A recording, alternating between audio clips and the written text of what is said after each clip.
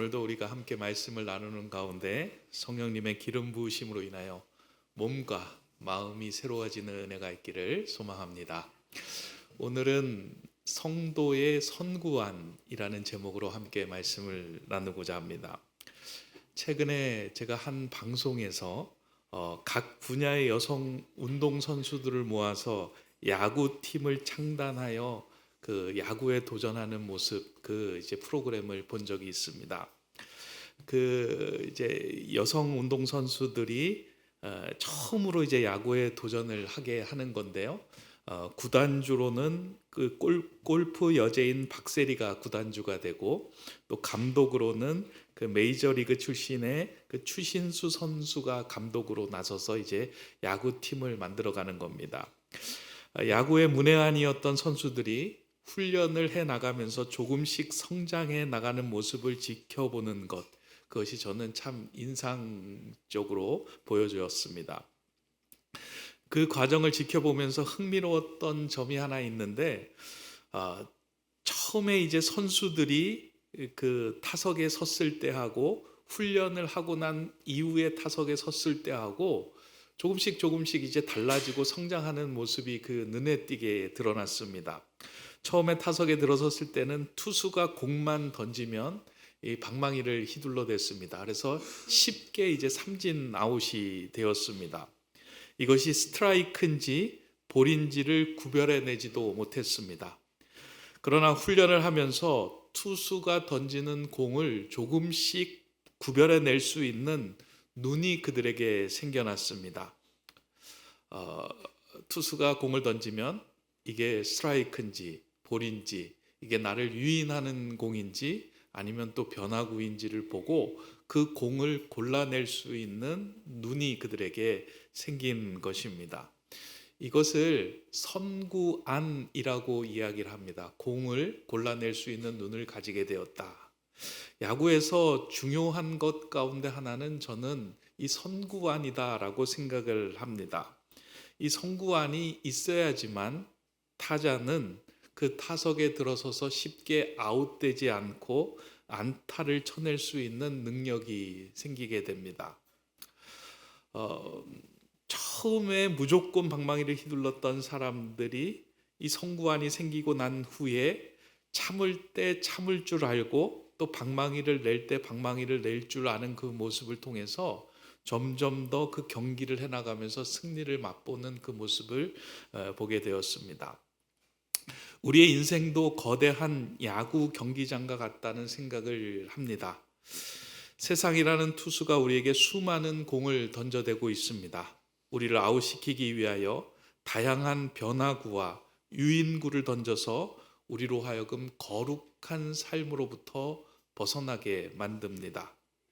이러한 상황에서 성도에게도 꼭 필요한 것이 있다면 그것은 영적 선구안이다라고 말할 수 있습니다. 사도 바울은 하나님의 은혜로 부르심을 받은 성도들이 거룩하게 살아가기 위하여 이러한 영적인 선구안이 필요하다라고 말합니다. 그래서 바울은 우리가 어떻게 하나님의 부르심을 받고 하나님의 자녀가 되었는지에 대한 설명을 다 마친 후에 어떻게 성도로 살아가야 하는지에 대한 말씀을 로마서에서 이어서 행합니다. 그 시작이 바로 지난주부터 우리가 살펴보았던 로마서 12장의 말씀입니다. 그러니까 1장서부터 11장은 하나님의 은혜로 우리가 하나님의 자녀가 되었는데 어떻게 자녀가 되었는지에 대한 설명을 하는 것이라면, 12장부터 16장은 그러면 거룩한 성도로 어떻게 살아가야 하는지에 대해서 실제적인 이야기를 해 나가고 있습니다. 지난주는 우리는 몸에 대한 이야기를 살펴보았고, 이번 주에는 마음에 대한 이야기를 살펴보려고 합니다. 그 마음에 대한 이야기를 하면서 바울은 성도들을 향하여 이렇게 이야기합니다. 성도들이여, 세상을 본받지 마십시오. 눈을 크게 뜨고 하나님의 뜻을 분별하며 살아가십시오 라고 외칩니다. 바울이 이렇게 외치고 있는 것은 교회에 속하여 있는 성도들 역시 몸은 교회에 있지만 그들의 마음은 여전히 세상에 있는 것을 보았기 때문입니다.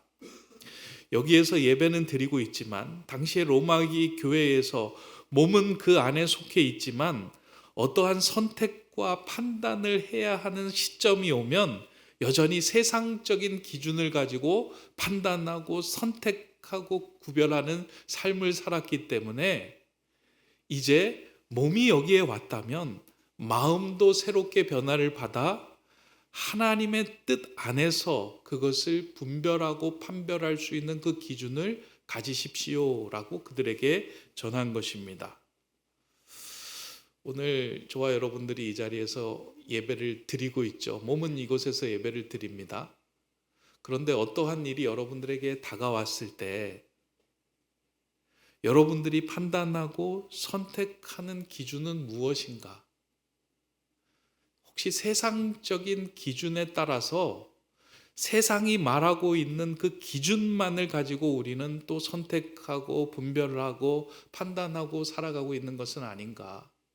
하나님 나라에 속한 하나님의 자녀라고 하면서도 세상적인 기준만 가지고 살아가는 그 모습, 그럴 때 사도 바울은 이제 우리들을 향하여서도 그렇게 이야기합니다. 너희가 마음을 새롭게 함으로 변화를 받아 하나님이 기뻐하신 뜻이 무엇이고 선하신 뜻이 무엇이고 온전한 뜻이 무엇인지 분별하여 그 영적인 선구안을 가지고 판단하고 선택하는 삶을 살아라 라고 말합니다. 이러한 기준이 있을 때 우리는 세상이 우리에게 던지는 유인구에 속아서 헛스윙을 날리지 않을 수 있습니다. 하나님은 이스라엘 백성들을 애굽에서 구원해 내시고 난 후에 그들로 하여금 세상을 하나님의 시각으로 하나님 나라의 관점으로 바라볼 수 있는 그 기준을 그들에게 부여하시기를 원하였습니다. 그래서 그들을 만나는 자리에서 십계명을 그들에게 주셨고요. 광야의 여정을 통해서 세상이 너희들을 어떻게 유혹하고 유인하여 하나님의 자녀로부터 멀어지게 하는지를 계속 보게 하시고 실패와 훈련을 통해서 하나님의 자녀로 거듭 다듬어가는 과정을 그들로 하여금 경험하게 하신 것입니다. 마찬가지로 우리로 하여금 우리가 하나님의 자녀로 살아가기 위해서는 세상이 우리를 향하여 던지는 변하고 유인구가 무엇인지를 바라볼 수 있는 영적인 선구안이 필요합니다. 그래서 바울은 이제 그 하나님의 나라의 기준을 가질 수 있도록 세상이 던지는 유인구에 속지 않을 수 있도록 세 가지의 기준을 이제 오늘 우리에게 본문에게 제시를 합니다. 그게 오늘 우리가 읽었던 로마서 12장 2절의 말씀입니다. 이 말씀은 너무나도 중요한 말씀이고요. 성도로 살아가기 위해서 꼭 마음에 새기고 있어야 하는 말씀입니다. 그 세 가지의 기준이 되는 오늘 본문 2절의 말씀을 한 번 더 제가 읽어드립니다. 너희는 이 세대를 본받지 말고 오직 마음을 새롭게 함으로 변화를 받아 하나님의 선하시고 기뻐하시고 온전하신 뜻이 무엇인지 분별하도록 하라. 바울이 제시하는 영적인 성구안의 세 가지 기준은 저는 오늘 본문을 통해서 하나님의 선하심, 하나님의 기뻐하심, 하나님의 온전하심을 분별하는 것, 이것을 분별할 수 있을 때 우리는 하나님께서 우리로 하여금 거룩하게 살라고 하신 그 일에서 물러서지 않고 그 거룩의 길을 쫓아갈 수 있는 힘이 생깁니다. 그러니까 이 선구안이 있을 때 우리는 세상이 던지는 유인구와 변화구에 속지 않고 헛스윙을 날리지 않을 수 있습니다. 제가 오늘 설교를 준비를 하면서 그래서 제목을 성도의 선구안이라고 정했는데요. 제가 원래는 성도의 선기온이라고 정하고 싶었습니다. 하나님의 선하신 뜻이 무엇인가? 하나님이 기뻐하시는 뜻이 무엇인가? 하나님의 온전한 뜻이 무엇인가를 분별할 수 있을 때 우리는 하나님의 자녀로 그 거룩한 삶을 유지하며 살아갈 수 있습니다. 그래서 세상이 어떠한 유인구, 변화구를 던져서 우리를 거룩으로부터 멀어지게 할 때 내가 가지고 있는 기준이 있어야 되는데, 그 기준이 무엇이냐면, 이게 하나님이 선하신 일인가? 이게 하나님이 기뻐하시는 일인가?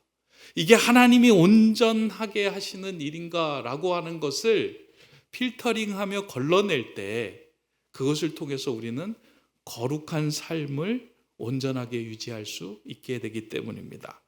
오늘 저는 여러분들과 함께 이 의미를 살펴보면서 저와 여러분들에게 영적인 성구안이 이렇게 새겨지기를 소망합니다. 하나씩 살펴보려고 합니다.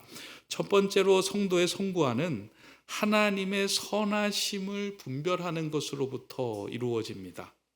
여기서 말하는 선하다라고 하는 말은 단순히 착하다라고 하는 말이 아닙니다. 여기서 선하다라고 하는 것은 하나님 나라의 유익한가라고 하는 말의 의미입니다. 세상은 자신에게 유익이 되는 일을 선으로 여깁니다. 그러다 보니 자신과 가족에게 유익이 된다면 타인에게 어떠한 영향을 끼치는지 상관하지 않고 그 일을 행합니다. 그러나 성도는 이러한 세상을 본받지 않는 사람들입니다. 지금 당장 나에게 유익을 주는 것처럼 보일지라도 그것이 하나님 나라에 해악을 끼친다면 멈출 수 있어야 합니다. 나에게 물질적인 유익을 끼치는 것처럼 보이고 나에게 권력과 명예를 끼치는 일처럼 보이는 일들일지라도 이게 하나님의 나라에 해악을 끼치는 일이다라고 하면 멈춰야 한다는 것입니다. 하나님 보시기에 선하지 않다면 아무리 나에게 주는 이익이 많다고 할지라도 과감하게 포기할 수 있어야 합니다.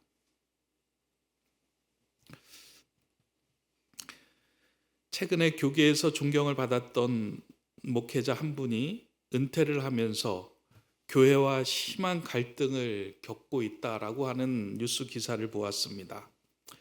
지금까지 목회를 하면서 교회가 성장한 것에 대하여 자신의 지분을 주장하며 요구를 한 것이 발단이 된 것입니다.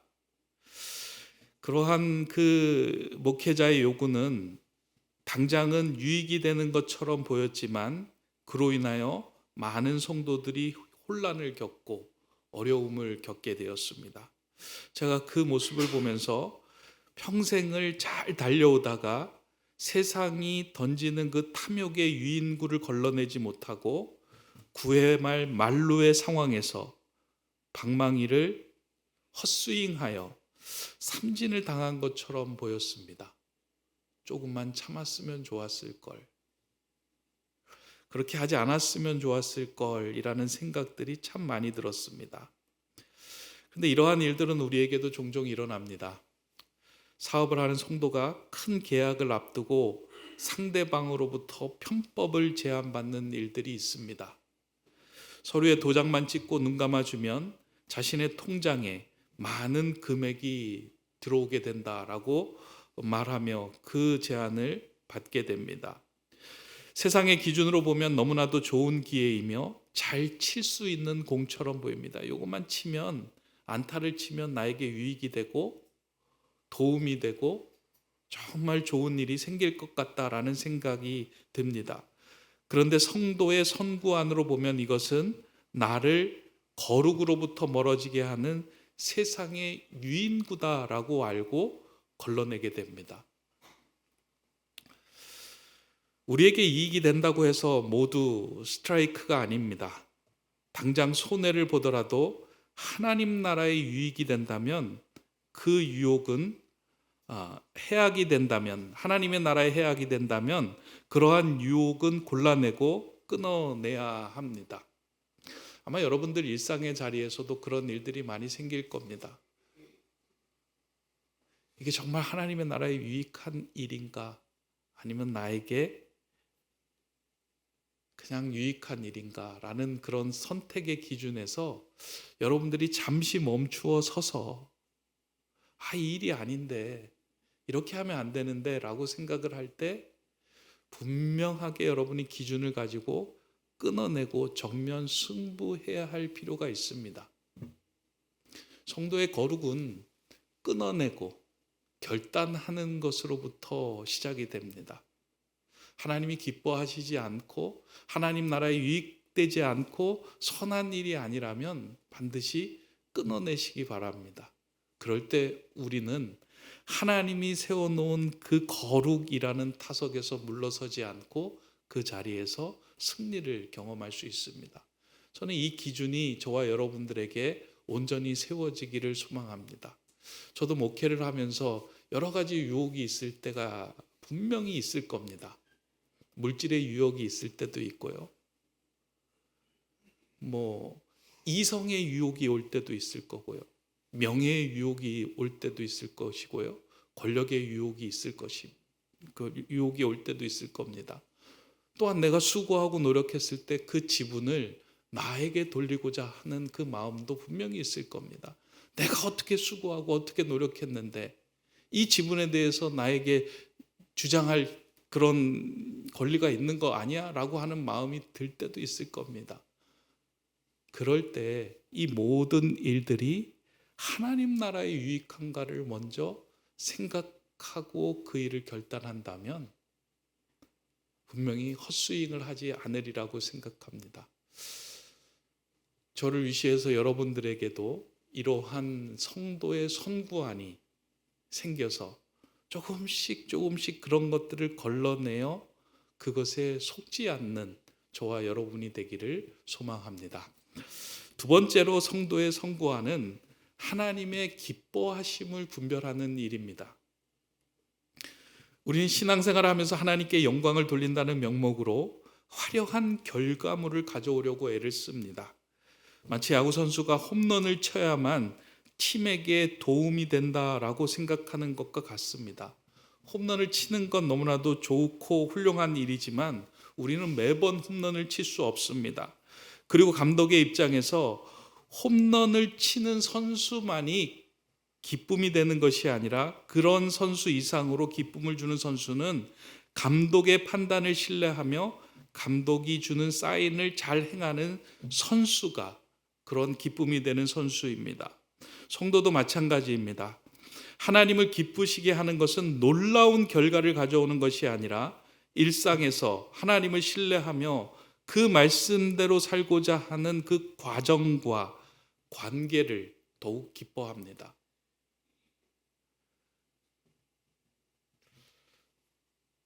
하나님이 우리 인생의 감독이 되시는데요. 우리가 감독이 되신 하나님께서 보내시는 사인을 잘 받아서 그것대로 준행하고 행하는 그 선수들의 모습을 하나님은 기뻐하시는 거예요. 근데 우리의 마음엔 늘 그렇죠. 하나님, 제가 홈런 하나 쳐서 이 홈런이라는 결과물을 가지고 하나님께 영광 돌리겠습니다. 하나님, 그런 홈런 치는 인생 되게 해주십시오라고 자꾸 그 결과물에 집착을 하는 거예요. 그러나 그 결과물을 하나님 기뻐하시는 것이 아니고요. 작고 사소한 일에서 하나님, 이게 하나님이 기뻐하시는 일일까요?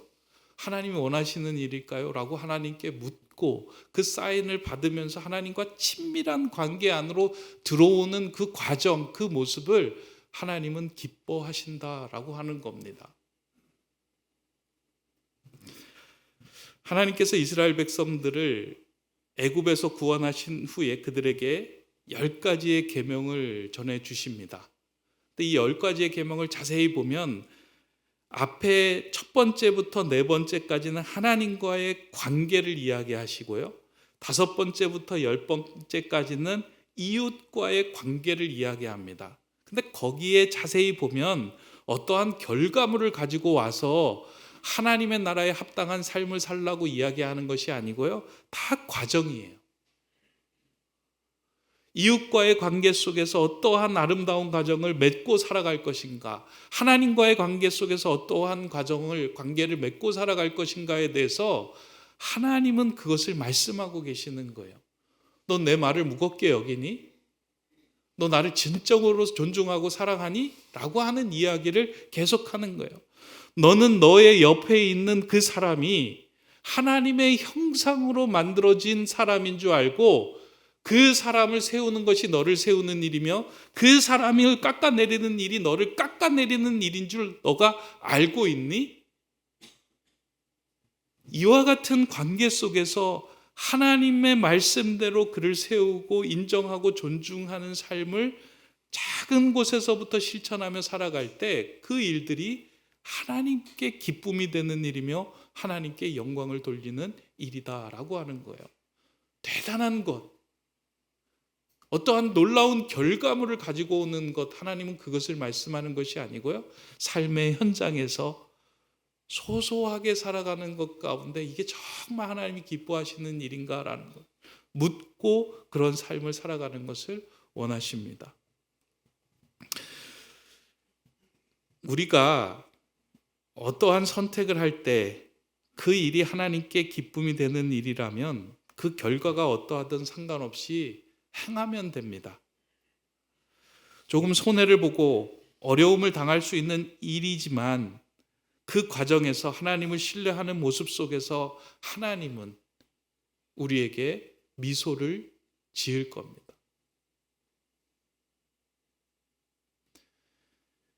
야구 선수가 타석에 들어서서 감독이 사인을 보낸 거예요. 크게 휘두르지 말고 이건 번트를 대라 라고 이야기를 했을 때 자신의 생각에는 크게 휘두르면 대단한 것을 가지고 올 것이라고 생각해서 크게 휘두르는 거예요. 그런데 감독의 사인을 받고 작게 번트를 댔을 때 그 공이 또로록 굴러서 비록 아웃이 될지언정 감독의 사인에 합당하게 행동했을 때 그 모습이 하나님 보시기에 기뻐하시고 아름다운 모습이라는 거예요. 우리는 우리의 힘으로 뭔가 자꾸 큰 결과물을 가지고 하나님께 나아오려고 하는데 그것보다 하나님은 소소하게 너가 일상에서 나를 얼마나 생각하고 내 말을 존중하고 내가 기뻐하는 일에 마음을 쏟고 있느냐, 이것을 묻고 있습니다. 저는 이러한 눈이 많이 열려서 정말 하나님과의 깊은 관계 속에서 하나님을 기쁘게 하는 저와 여러분 되기를 소망합니다. 이제 마지막입니다. 마지막 세 번째로 성도의 선고하는 하나님의 온전하심을 분별하는 것으로 시작됩니다. 여기서 말하는 온전하심은 결함이 없다라고 하는 뜻이 아닙니다. 여기서 말하는 온전함은 목적지에 도달한다라고 하는 의미를 가지고 있습니다. 그러니까 야구 경기에서 타자가 1루 2루를 거쳐서 최종 도착해야 할 목적지는 홈입니다. 아무리 화려한 안타를 쳐도 선수가 홈으로 돌아오지 못하면 점수를 내지 못합니다. 성도의 삶도 어떠한 화려한 업적이 아니라 예수 그리스도를 닮는 것이며 하나님의 나라를 이루며 그의 나라에 도달하는 삶을 살아가는 것입니다. 따라서 내가 홈런을 치는 것도 중요하지만 때로는 희생 펀트를 대야 될 때가 있습니다. 내가 주인공이 되지 않아도 나를 통해 우리 가정이 살고 우리 공동체가 살 수 있다면 기꺼이 희생하는 자리로 내려가는 것, 그게 바로 하나님의 온전하신 뜻입니다. 예수님은 하나님의 온전하심을 이루어내고자 희생의 길로 나아가신 분입니다. 십자가에서 자신을 내어주심으로 인하여 우리를 구원이라는 홈에 들어서게 하셨습니다. 예수님의 그 온전하신 성구안이 우리를 살려내신 것입니다. 이제 우리 차례입니다. 나를 드러내고자 하는 화려한 안타에 집중하는 것을 넘어서 공동체를 살리기 위하여 하나님의 온전하심을 분별할 때 그러한 행동은 하나님이 기뻐하시며 하나님이 원하시는 삶이 됩니다. 때때로 신앙생활을 할 때요, 그러한 일을 선택해야 될 때가 많이 있습니다. 그러니까 이 공동체를 위해서 내가 희생하고 내가 내려놓고 내가 죽어야 하는 그런 상황들이 있습니다. 그럴 때 이 공동체가 살고 이 가정이 사는구나 라고 하는 것이 눈에 들어올 때 그냥 그것만 보는 것이 아니라 내가 그 자리에 가겠습니다 라고 이야기할 때 그 공동체가 살고 그 가정이 살고 우리의 삶이 살아나게 됩니다. 왜냐하면 그 일을 통하여 모든 팀들이 함께 그 구원의 홈에 이르게 되기 때문입니다. 이게 너무나도 중요한 것 같아요.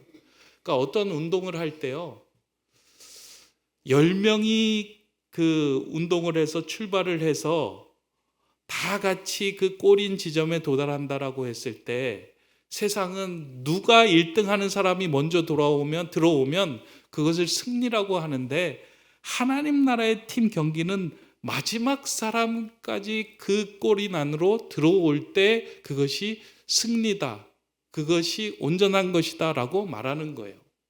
우리 공동체가, 하나님 나라에 우리 공동체가 있는데요, 마지막에 선 사람까지 하나님의 나라에 들어올 수 있도록 나는 너무 빨라요. 나는 힘이 너무 좋아요.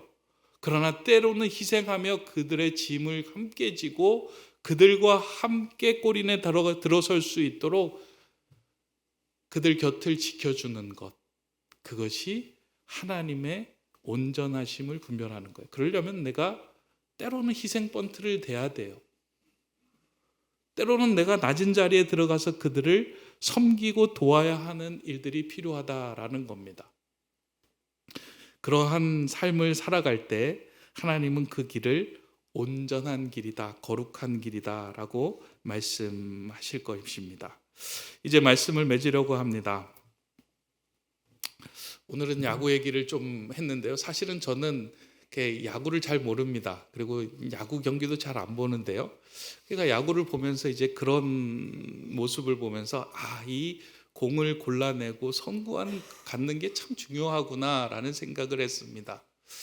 그러면서 세상하고 한번 비교를 해보니까요, 세상에서 계속 우리를 향하여 유인구, 변화구, 강속구를 던지는 것을 느끼게 되는 거예요.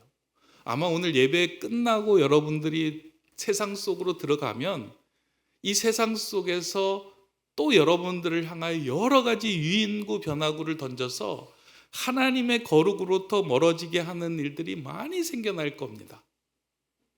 그때 여러분은 어떤 기준을 가지고 그런 판단, 선택을 하며 살아가시겠습니까?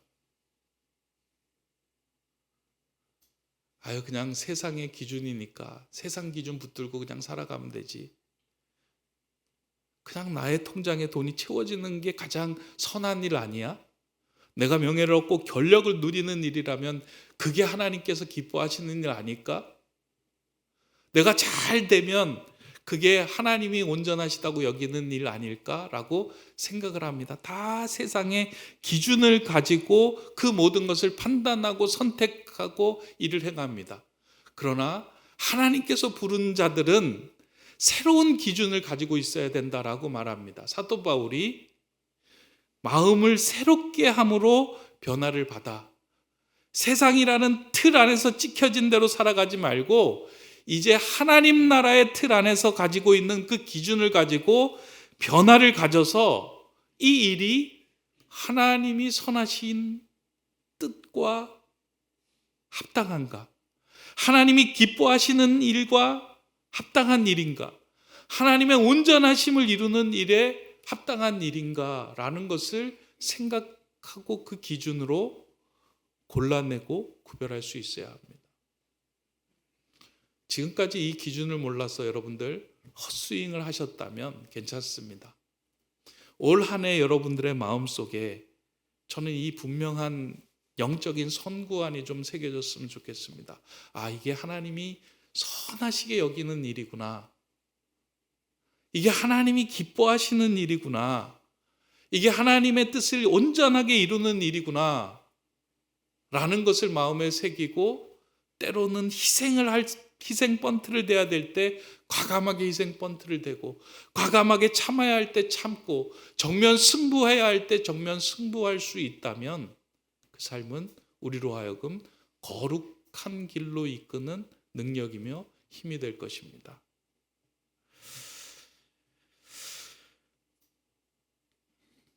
우리 인생의 감독이 되신 하나님께서 올 한 해 저와 여러분에게 계속해서 말씀으로 또 여러 가지 상황으로 사인을 보내실 겁니다. 그거 하나님 선한 일 아니야. 하나님 그거 기뻐하는 일이야.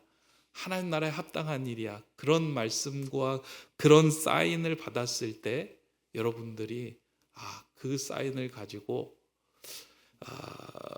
무시하지 말고 하나님을 신뢰하며 그 일을 잘 받아들이고 때로는 번트로, 때로는 강력한 타격으로 그 일들을 감당하며 행하는 저와 여러분 되기를 소망합니다. 그렇게 인생의 경기가 끝나는 날에 주님 앞에 서서 주님의 사인대로 행했더니 승리할 수 있게 되었습니다 라고 고백할 수 있으며 그 승리의 기쁨을 주님과 함께 나누는 저와 여러분이 되시기를 주님의 이름으로 축원합니다. 기도하겠습니다. 거룩하신 하나님, 우리는 눈이 있어도 보지 못하고 귀가 있어도 듣지 못하는 영적인 맹인과 같은 삶을 살아왔습니다. 성령님, 이 시간 우리의 어두워진 영적인 눈을 열어주시옵소서. 세상의 화려한 유인구에 속아 인생을 낭비하지 않게 하여 주시옵소서. 하나님의 선하시고 기뻐하시고 온전하신 뜻을 분별하는 선구안을 가지고 하나님의 마음을 기쁘게 하는 거룩한 성도로 살아가게 하여 주시옵소서. 올 한 해 우리에게 주신 거룩이 흐르게 하소서라고 하는 이 표어가 우리의 마음속에 깊게 새겨지게 하여 주셔서 하나님의 그 은총의 거룩하심이 우리를 타고 흘러 우리의 가정과 우리의 일상과 우리의 일터까지 흘러내보내는 근사한 성도의 삶이 되게 하여 주시옵소서. 우리 인생의 영원한 감독이 되시는 우리 주 예수 그리스도의 이름으로 기도드립니다. 아멘.